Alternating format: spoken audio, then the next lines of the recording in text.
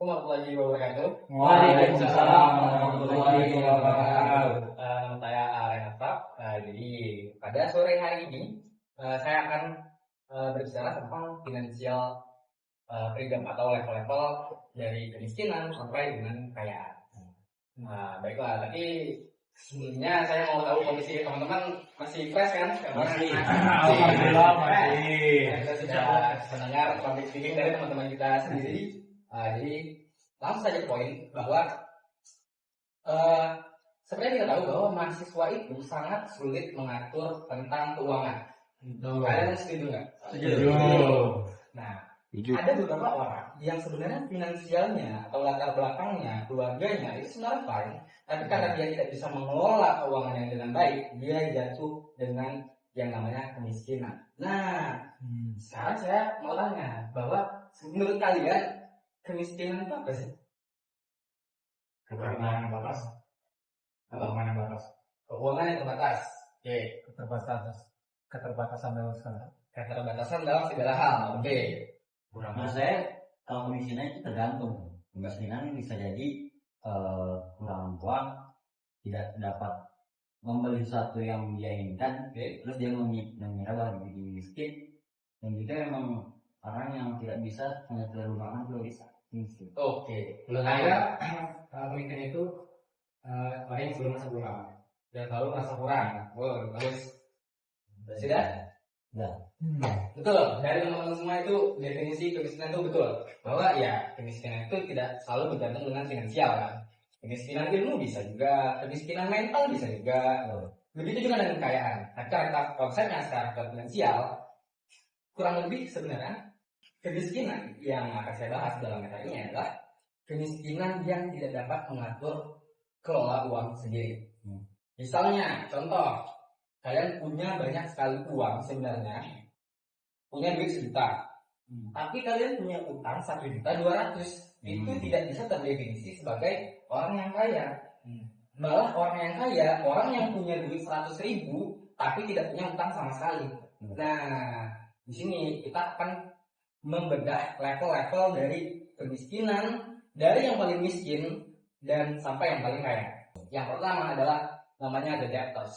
Jadi bisa dibilang itu orang yang menghutang. Jadi salah satu contoh, kalian ini sangat bermasalah untuk anak muda yang dengan gengsi yang tinggi. Contoh, saya mau beli HP iPhone kan gengsinya sangat tinggi tuh kan. Nah, contoh ini HP saya itu adalah iPhone, nih warna kuning. HP iPhone. Saya sangat ingin membeli HP ini, tapi dengan cara apa? Cara saya cicil. Konsep cicilan udah pasti ada bunganya. Yang tadi harganya 5 juta bisa jadi 6 juta, 7 juta. Walaupun saya bekerja, saya berarti harus membayar lebih karena ada bunganya tadi. Itu adalah mental orang miskin. Mental orang yang pengen instan, pengen langsung. Padahal secara tidak sadar cicilan itu kayak nambah terus. Jadi setiap kali gajian, uangnya itu malah mengalir ke cicilan tadi. Nah, jadi itu adalah mentalnya miskin, cara dia mengelola uang miskin, itu kemiskinan. Orang yang paling miskin di bawah miskin itu orang yang mau sesuatu, dia bukannya bekerja dan bekerja keras, tapi dia malah mengandalkan cicilan. Dia mau instan. Nah, yang kedua, ini naik level. Dia bukan nyicil, tapi dia kerja terus. Namanya the savers. Jadi dia menabung. Jadi misalnya tadi 5 juta, dia nabung terus, nabung, kerja kan, anggap kayak 1 juta per bulan duitnya. Jadi 5 bulan, jadi dia sabar, lebih lama dapatnya, tidak instan, tapi dia mengeluarkan lebih sedikit. Yang harusnya kalau misalnya cicilan 7 juta, dia hanya membayar 5 juta. Nah, itu orang yang lebih aman. Karena kenapa? Karena seandainya ada keadaan darurat, dia tidak punya cicilan apapun. Nah, jadi dia tidak ada tanggungan. Misalnya dia masalah motornya rusak, segala macam, dia nggak perlu ribet, mentalnya masih aman. HP ini tidak ada cicilan dan dia langsung bisa gajinya selanjutnya bisa dipakai ke yang lain, misalnya motor rusak tadi, ya kan? Nah, itu lebih aman, tapi masih dalam kategori miskin. Orang yang menabung masih dalam kategori miskin. Yang ketiga adalah the middle class. Jadi the middle class, nah ini sudah lumayan dari akal. Jadi seandainya tadi harga HP ini 5 juta, dia tidak nabung 5 juta, tapi dia nabung lebih tinggi dari ini, 6 juta, 7 juta. Untuk apa? Untuk gawat darurat tadi.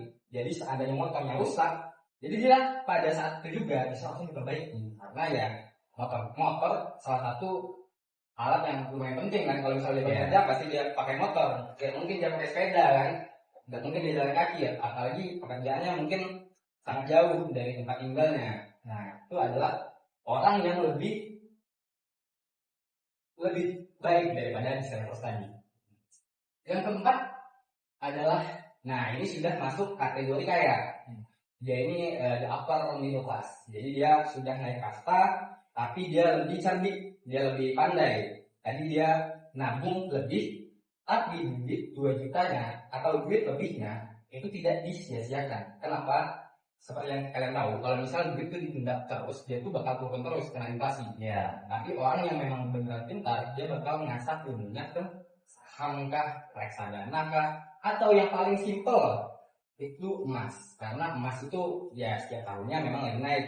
Walaupun ada kondisi sekarang itu memang tidak memungkinkan kan, karena lagi anjlok. Tapi ya untuk investasi, walaupun memang ilmu kita kurang, emas adalah salah satu investasi yang paling aman. Atau salah satunya tanah. Nah, surat tanah itu salah satu yang bagus karena ya fix tanah itu tidak bisa ada lagi, karena bahkan makin sini utang-utang itu sudah jadi perumahan, sudah ini, jadi makin lama naik terus tanah. Tanah itu banyak banget yang bisa dikelola. Bahkan kalau kalian tidak mau mengelola tanah itu, kalian bisa jual lagi dengan harga yang tinggi. Ya. Nah, yang kelima itu adalah financial freedom.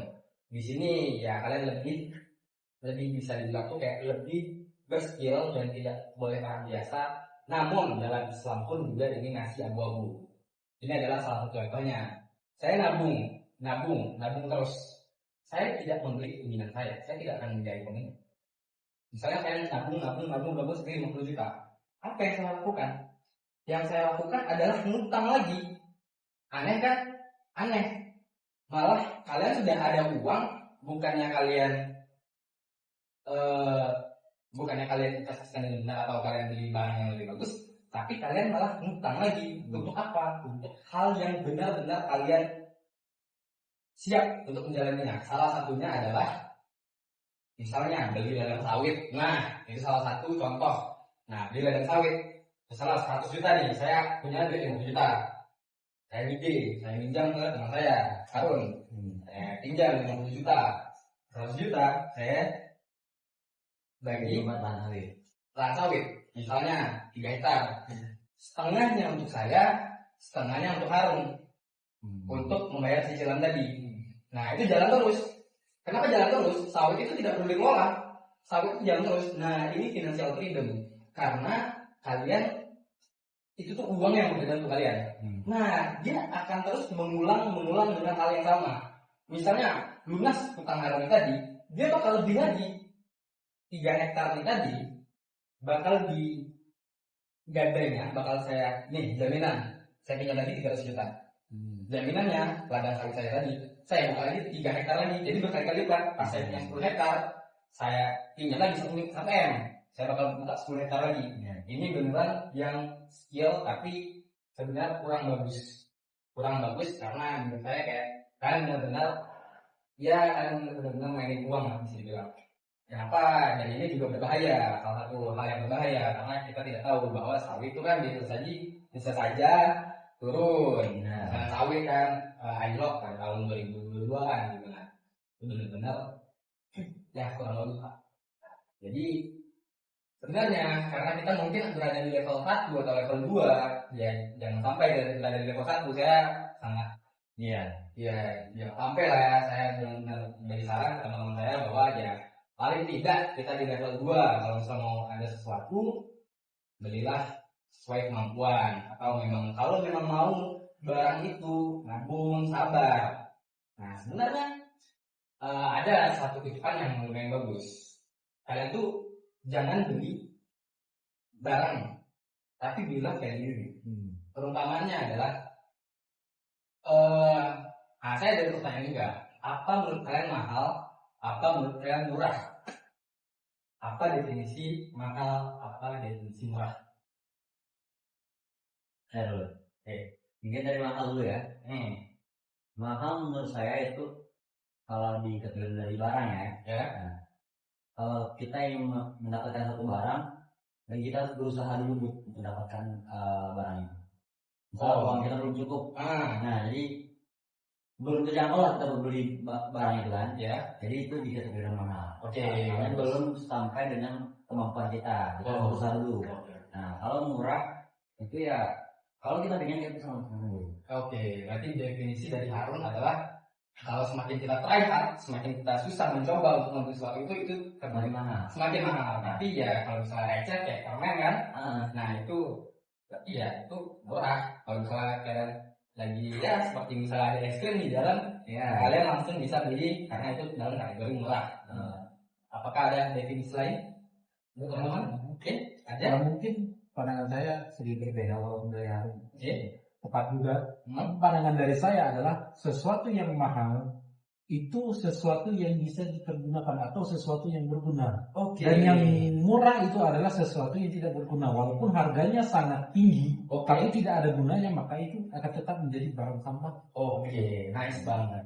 Betul. Dalam definisi sebenarnya memang itu jawaban yang benar-benar tepat. Karena kita tidak membeli barangnya, tapi kita membeli value-nya. Anggapan 200.000 itu mahal atau murah? Pasti jawabannya tergantung apa barangnya. Kalau barangnya permen 200.000 itu mahal. Kenapa? Value-nya tidak segitu. Permen 200 apa yang harganya mahal itu kan? Kayak tidak masuk akal. Tapi kalau ada motor 200.000 itu berarti murah banget karena value-nya itu tidak segitu. Nah, itu adalah value dari apa yang kita beli. Nah, jadi jangan beli barangnya, tapi belilah value-nya. Jadi mungkin menurut saya itu saja. Lebih kurang saya maaf. Wassalamualaikum warahmatullahi wabarakatuh. Waalaikumsalam warahmatullahi wabarakatuh.